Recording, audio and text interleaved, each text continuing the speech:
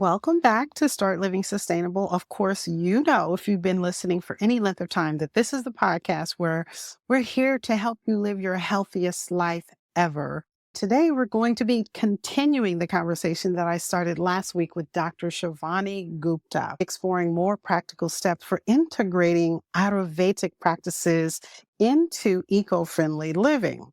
Dr. Shivani is going to share her personal stories and challenges, emphasizing how her children has inspired her to pursue a healthier lifestyle and how she has influenced them in return.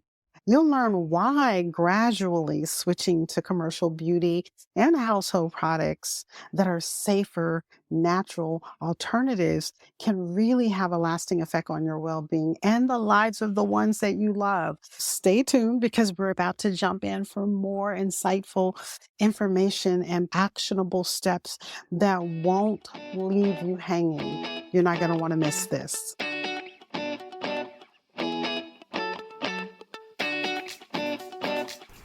Hi, friends. Welcome to Start Living Sustainable. I'm your host, Cynthia Harvey Brown. In this podcast, I'm going to help you discover sustainable ways to improve your overall health and well-being in your home. And I'm going to show you how to do this without spending a lot of time or money, all in partnership with God. Yes, if you're ready to show yourself some love, experience a new level of wellness, build faith, and align your values with God's vision for your life, then you're in the right place. Pour out the diet soda, and we should talk about those yoga pants. Let's have some serious fun in today's episode. I want to take a moment to remind you, you can still grab your free copy of my 5 easy ways to reduce household toxins for immediate health results. By downloading your free copy, the link is below. Grab your copy today so that you can actually see just how simple things can be to get started on your wellness journey or to move yourself forward to the goal that you have in mind. You know, once you decide to swap out conventional products and practices for safer options, it can seem overwhelming, just like it did for me when I first started using natural henna hair color free of dye and other harsh chemicals. I wasn't sure what I was mixing up to color my hair. Would it work? Was I doing it right? Which YouTuber's instructions should I follow? All of that was spinning around in my head. You see, once I found the brand that made it easy for me to just add some rose water and apply it to my hair, I've been using henna ever since. It's kind of like that. Each time you exercise your options to make healthier choices, until you learn what to look out for. My hair loves the results I get, especially the conditioning treatment, the shine I get, as well as the rich color. So I'm glad I took that step. I don't think it's an accident that you're here. You're listening to this podcast episode because I do believe that you can agree that if we want to see any real changes in our lives, that we have to step out in faith. And one step, it's one step closer to the goal that you want to see for yourself. Dr. Shivani and I both agree that it should be done gradually, and I think it's the best way to stay on track. So we do have challenges along the way, and I want to continue this interview with a challenge that Dr. Shivani may have. Let's jump on in. Dr. Shivani, can you share a challenge you face when switching from a commercial beauty product or anything for that matter to a more natural alternative and the advantages you experienced? Sure. Anything we can do to reduce the toxic burden is good. And at one point, I had a whole blog on how to live an eco-friendly, cleaner lifestyle and Sure. green lifestyle, because to me, the more we make conscious decisions around what we put on and in our body, the more we are contributing to the body's ability to heal itself. And the problem is, if we have no awareness, let's say you had no awareness and you went to the drugstore and you just bought whatever was there, whatever was cheapest, it might be that you create such a toxic burden on the body, you're creating disease. And I struggle with this topic because I get my hair colored. I like my dry shampoo. I like my texturizing spray. I Uh-huh. like makeup that works with my skin tone. But wherever I can, I shift the products. I'm always trying skincare lines that are cleaner and more organic, body wash. I think if you can use henna for hair color and not toxic chemicals, that's a great shift to make because you might be coloring your hair every month. That's 12 months a year. Nail polish, we've been able to get more non-toxic instead of the Yes. toxic ones that have so many bad ingredients. I completely understand the struggle. It's great to enjoy your favorite products. And when you switch, you'll find new favorites that are cleaner. It's a safe move to lose what may be causing those itchy eyes, the rashy skin, or even headaches. Like I said earlier, my one decision to start using henna for my hair color and conditioning treatment, it was intentional, but I thought about it for months before actually following through. So when you're switching to a natural, eco-friendly lifestyle, just take your time. It should be done gradually. But you know what? It takes work. And so really it's a decision.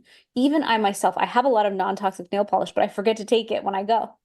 So it's about how do you Mhm. set up a system for everything being either visible or a reminder or easy for you to start Mhm. making those choices. And Yes. I think nowadays we are lucky because we're finally getting closer to performance meeting organic and clean, where before a decade ago, I don't think we were there. You couldn't have clean and organic and get the same performance Mhm. out of the skincare and the makeup. But now we're much closer, which is great. Yeah, I totally agree. The key for anyone interested in switching to a more natural lifestyle is to take it one step at a time. Yeah. You're right.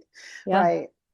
And if you think about it, I look at it as what are those centers that are going to accumulate more products that have a toxic burden on the body. So that to me is the laundry room, under the kitchen sink, on top of the kitchen sink. What are you using around your stove? Like what are there's food, there's cleaning products, there's skincare products. There's Right. what are you spraying fragrance wise in your home that could impact indoor air quality? Are you using candles and yeah, I'm not going to name brands, but No. spraying things, fragrances that don't need Right. to be in your air. And then what are you using in your bathroom? Bathrooms like toothpaste, personal care products, and then leading into your hair care, shower, all those things. And so really taking one step at a time is the best way. Because it's really personalized in terms Yeah. of how you adapt a life that's healthier, that'll allow you to live your best life and prevent a lot of the exposure to things that we want to keep away. So years ago, I gave up fragrances. I was like, we're not doing anything for fragrance in this house. Mhm. That's Mhm. that. Then now it's cleaning products. I'm doing a renewal on trying different cleaning products because I don't want the laundry and the dishes and everything to be countertop sprays, all those things to be as toxic in the indoor air quality of the home. Mhm. When my kids were born and little, I was very good at this topic. I was obsessed. And then now my kids are they're teens now. And so now it's that reminder of, hey, this is still their endocrine system. This still Mhm. matters. Absolutely, Dr. Shivani. As a mom, I understand the importance of protecting our children from toxins and allowing their delicate systems to develop naturally without the interference. True. I wrote a book called The Conscious Pregnancy years ago because I was so passionate about Ayurveda and pregnancy. And how could people not understand that there's a link between how you treat your body and how this baby comes out? And so I wrote that whole book to highlight that. And when people ask me, like, well, what did you do different? I'm like, I invested in my child's future fertility before they were born. And people are like, what are you talking about? I'm like, imagine there's a million things we could do differently nowadays in pregnancy, birth, but most especially, well, they're probably all equal, and in post-pregnancy and in that prenatal care, as simple as organic cotton blankets. I had an organic cotton children's clothing company as my first business I created because I just wanted to show people that what is touching this beautiful baby matters. And that tiny shift, every tiny shift matters that you do. Yes, I love that. Absolutely. I remember blending my son's baby food from natural ingredients because I didn't want to buy pre-made baby food. But as he got older, I did become a little bit more lenient, but I've gone back to the principles that started my wellness journey years ago. Exactly. And that even leads to the amount of waste we create. Like I just traveled with my children and I was in Italy for 2 weeks with them, and you have to take your own trash out every day. And they have great facilities for recycling. Like every few blocks, they have these huge things to delineate glass versus plastic versus paper versus other. And I thought, oh my gosh, we could be so much better at these things. And if I had to carry little trash bags out every day of my trash and walk it down the street and go find the right place to drop it, you better believe I'd behave a little differently in the United Yes. States. Here, I'm like, take all my trash bins out, my recycling bins out, it's fine. And there it was different. It really reminded me that we can be more minimalist and less in overdrive as consumers, and that too is an Ayurvedic philosophy. In Ayurveda, I teach live in moderation. We don't have to live too stark and simple and stoic, but we certainly don't want to live in the land of overconsumption, gluttony, and those kinds of things. All of those things have a huge detriment on the health. But if we live in the middle road of moderation, of just doing a good job, that alone is very powerful for building vibrant health. And so a lot of times people ask me, like, what diet should I be on? I'm like, there's no one diet. Right. There's a Right. nutrient dense diet, acknowledging that there's seasons. We should live within the seasons, source more locally. Don't have your Yes. food come from 2,000 miles away, gassed before it's ripened. Like, shift where you're buying stuff. Can you buy more bulk and refill your own bottle? There's so many opportunities now. I think the lesson here is mindfulness. By learning from each other and other cultures, we can use the wisdom that God has given us and the discernment to protect our family's well-being, focusing on experiences in our lives that truly matter to us. I completely agree. There's an interesting juxtaposition and intersection of Ayurveda and sustainability where respecting and honoring earth is as important as respecting and honoring self. And Yes. by doing both, you can build this harmony and this joy and this connection to earth that's so healing and beneficial and symbiotic, that to build vibrant health is truly also about building your connection to earth. It's not like living a disconnected life from earth Right. would give you vibrant health. Our bodies, they're intricately designed to even want to heal themselves as long as we remove anything that's interfering with that. I was just reading a report yesterday that in Sweden, they have a reward system for picking up garbage, keeping their cities and streets clean. But we're spoiled here in America. We should be more responsible for what we do, what we buy, and what we surround ourselves with. Absolutely. And my little one is the president of the youth council of an amazing nonprofit called the Coastal Stewards. And then Okay. they were like, you're so much in our stuff, Shivani. Why don't you come on the board?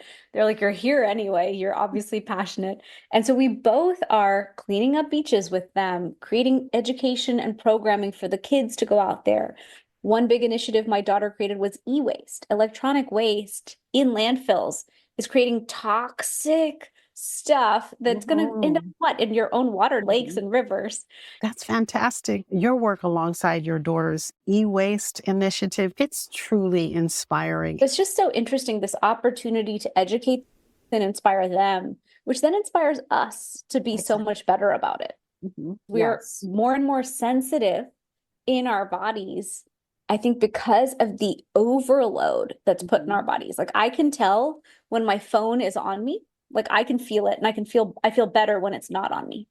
So sometimes I'll be on the couch and I just shoved my phone into the couch and it's near me and I'm like, and all of a sudden I feel better. I can't sleep with my phone within 12 feet of me. So I think the body is overloaded and we're going to become more sensitive if we don't start cleaning and clearing and Right. choosing a more low toxic lifestyle.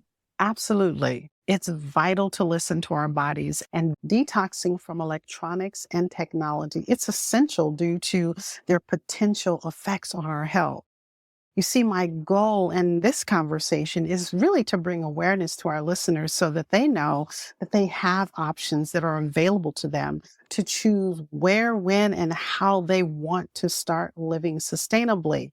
This has been an incredible conversation. I love talking to you about these things. I've learned so much, and I'm sure our listeners have as well. Dr. Shivani, how can people reach out to learn more about your products and services? Sure. So my website is shivanigupta.com, Shivani Gupta, Gupta.com. I'm at dr.shivani on Instagram. My supplements for turmeric are fusionaryformulas.com, FUSIONARY formulas.com. And I made you a special code, Live Sustainable, for your audience. We'll give them 15% off at Fusionary.